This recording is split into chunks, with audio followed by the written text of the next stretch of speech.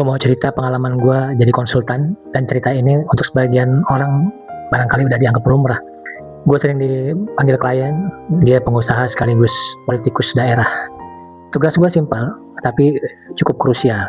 Gue disuruh bikin proposal, dibayar buat pinter-pinteran, kasih ide, nyusun konsep, sampai nge-breakdown budgeting.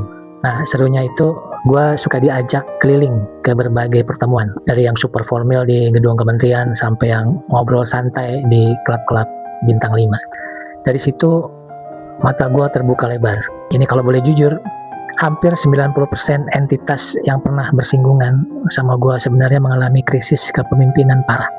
Dan ini nyambung langsung sama budaya koruptif yang udah mengakar di mana-mana. Halus banget bungkusnya. Mereka bilangnya networking.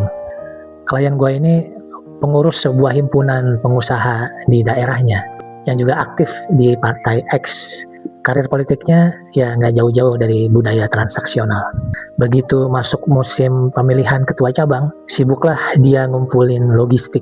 Rivalnya pun sama, masing-masing punya bohir yang kalau ketemu klien gue isinya cuma senyum-senyum sambil ngangguk-ngangguk. Di situ gue paham, posisi ketua cabang itu basah banget. Kenapa? Karena pas pemilihan ketua umum nanti, suara para ketua cabang inilah yang maharnya bisa selangit. Dan dari ketua umum inilah lahir figur-figur yang biasa kita lihat mejeng di panggung nasional sebagai menteri atau pejabat tinggi. Nggak ada tuh yang namanya adu konsep atau ngelihat rekam jejak prestasi, apalagi jejak rekam bebas korupsi. Yang berlaku cuma satu, seberapa gede lo bisa hambur-hambur logistik. Saat satu organisasi udah terbiasa sama transaksi rente, mereka bakal alergi setengah mati sama sosok negarawan. Orang berintegritas justru dianggap ancaman karena nggak bisa diajak kompromi.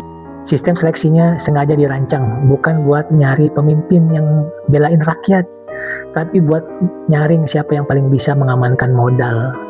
Inilah alasan menurut gua ya, kenapa kasus korupsi di Indonesia nggak pernah ada habisnya.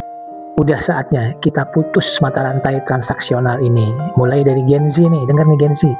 Kita udah nggak bisa berharap banyak dari generasi milenial, generasi X, generasi gua, apalagi boomers.